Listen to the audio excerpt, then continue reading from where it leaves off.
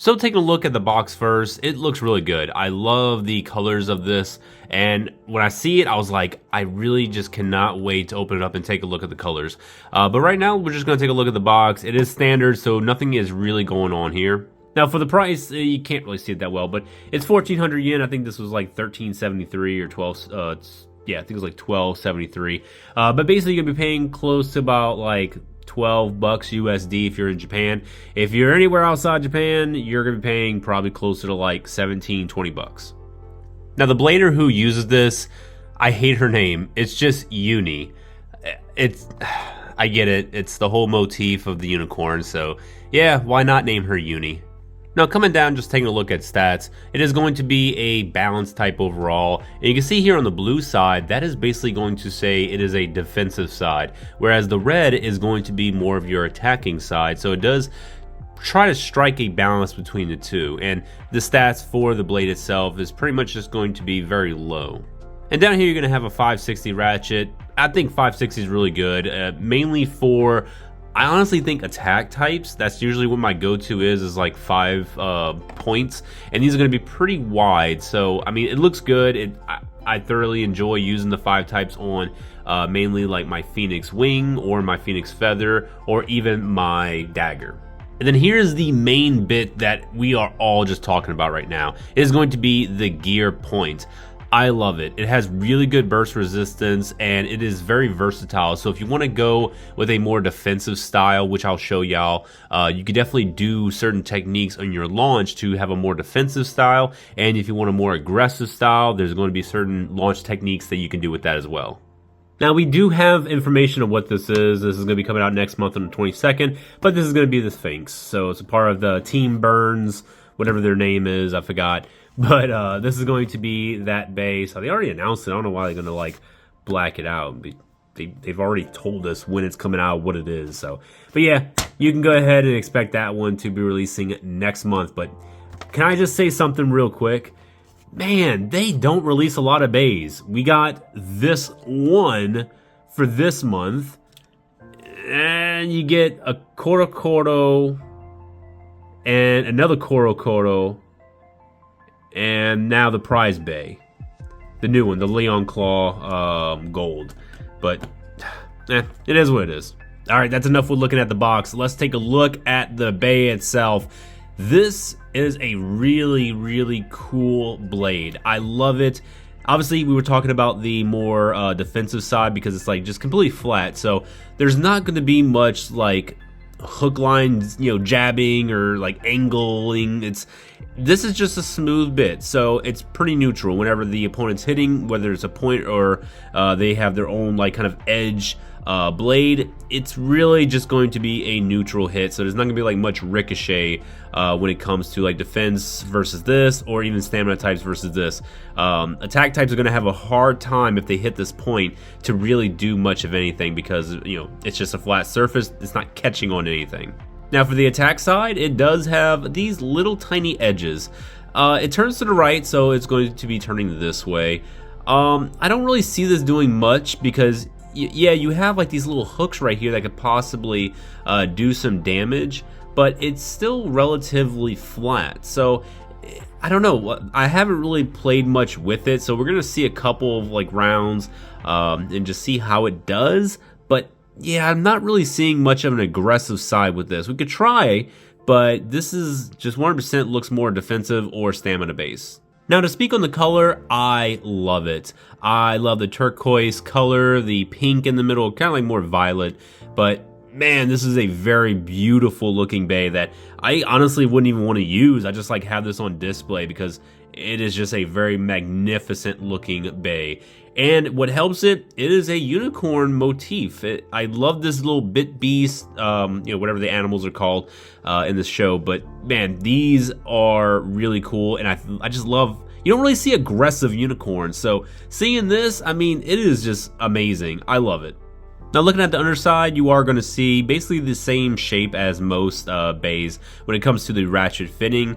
We did see with the Gale that it had like 3 little prongs in here, and this was a little bit kind of expanded. So the fit was a little bit different, and I think that's what caused it to have low burst resistance. But you also see here, it just seems a little bit wider. Here I do have the Phoenix feather, so just for a quick comparison, it seems like this is just a little bit different because there's like an extra screw here and it's just a little bit extended. So obviously that's just, you know, the style of the bay itself. The blade has a different, unique, you know, style to it.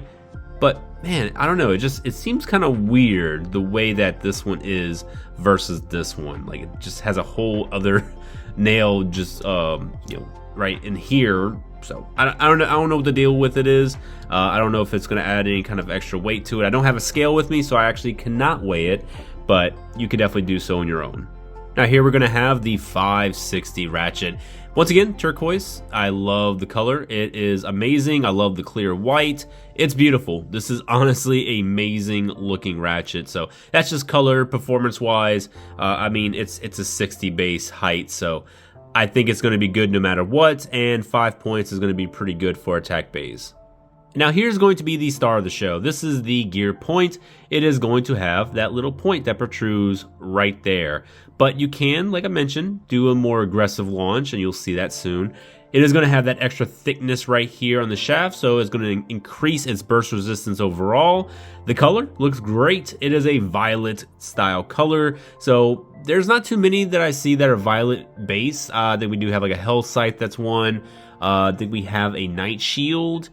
There might be like another one that has like more of a violet color hue to it. I think a Wizard Arrow, obviously, because those has like every single color. So this is going to be good if you just want to like do some color comparisons and just matching. But this is probably going to be a very good balanced bit to where you want to go defensive or offensive. So we'll definitely see in a minute how it works.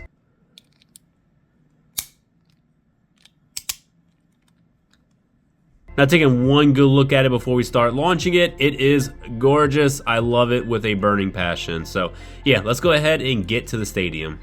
Now for a disclaimer, I only have one launcher because I am in Okinawa, I am in a hotel, I'm away from home, I don't have all my tools, all my good gadgets. That's why the video quality of this is pretty low. So I am going to do my best to just make as quick of a reload and a fair match as possible. But what I'm going to do first is let's just launch this by itself and you'll see how it performs.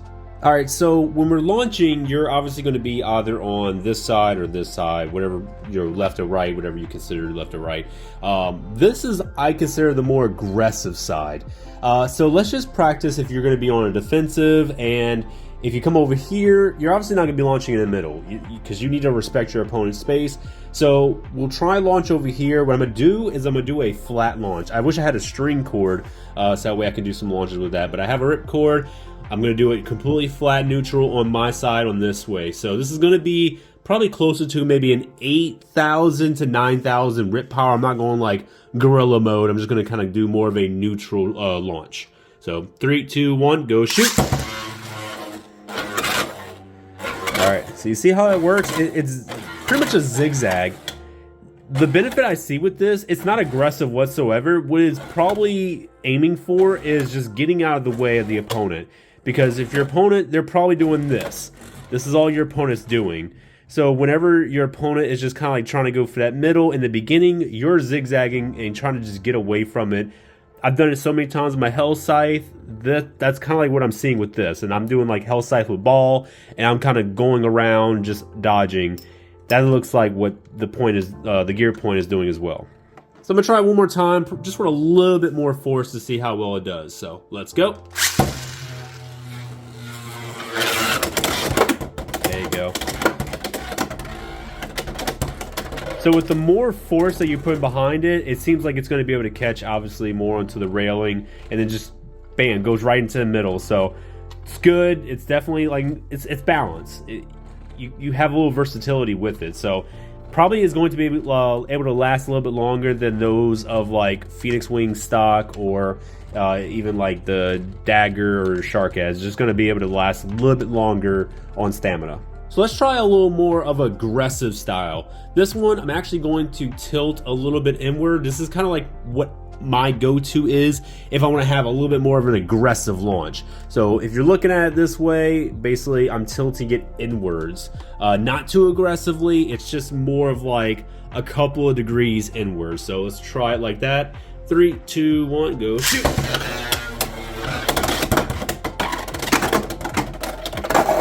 Oh, self overfinish. All right, we're gonna just try it again. So once again, an angled inward launch. There you go. So that's kind of the outcome, I think, is, you know, if you're going to do more of the angle launch, you're going to get more of an aggressive style with it, and then bam, coming right back down here. Now I do have regular point here on the Phoenix Feather. I kind of just want to see how this actually works. So we're going to just do one quick little run and just see how well it does. So see, with the point, it just goes straight to the middle. So gear point definitely has that more aggressiveness because of these little gear bits on the side, but this just goes straight into the middle. There's no aggression with this whatsoever. Now let's go ahead and just have a quick match of these two. I'm going to try and be as quickly as possible, but I do have a point here for the Phoenix Feather, just to kind of like see the performance of it. Now, like I mentioned, I only have one launcher, so I'm just going to try and reload as fast as possible. So let's go ahead and see how well this does.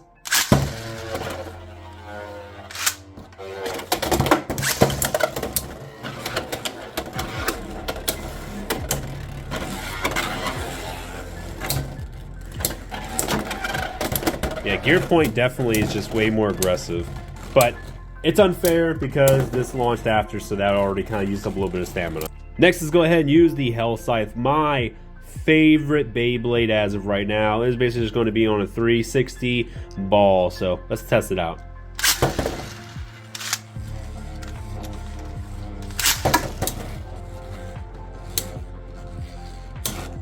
Look at that. Ooh, a little bit aggressive. Let's see, it's just going right back in the middle. God, I love Hell Scythe. There's probably, it's going to be a long time before something's going to replace this bad boy. All right, we're going to do one more round with the gold Hell Scythe.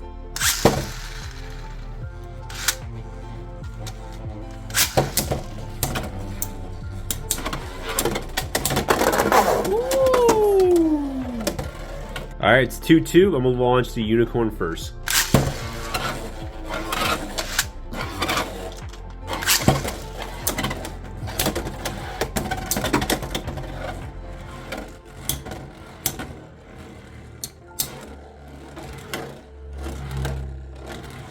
Got a little pattern. But it's definitely not going to out stamina, so...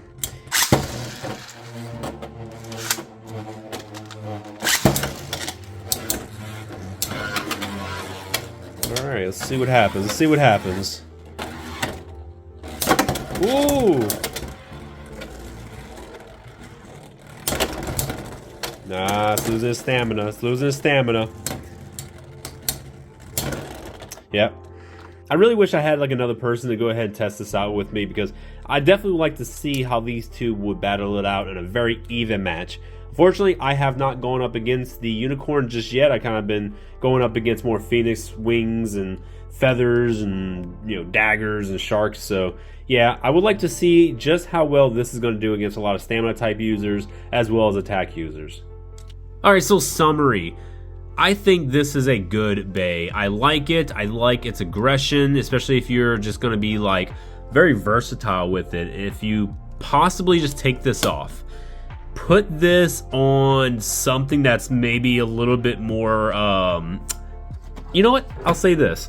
I love my Phoenix Feather. I think this is a very amazing blade. I love it. It feels, or it kind of looks like it's both attack and like defensive in many ways. So that's why I had the point on there. But with this, I think having the gear on there is going to make this a little bit more on the aggressive side, but I can still maintain a little bit of stamina in the worst case scenarios. But I don't know, I like keeping my opponent on their toes. You know, I show them this, they see that gear point, and they're like, man, what is going to be his angle? How is he going to launch it? What is he going to really do? And they're kind of like, you know, analyzing in their head. And then obviously I have the 960 on here, but I like this. This is like my favorite bit at the moment because it's so unique.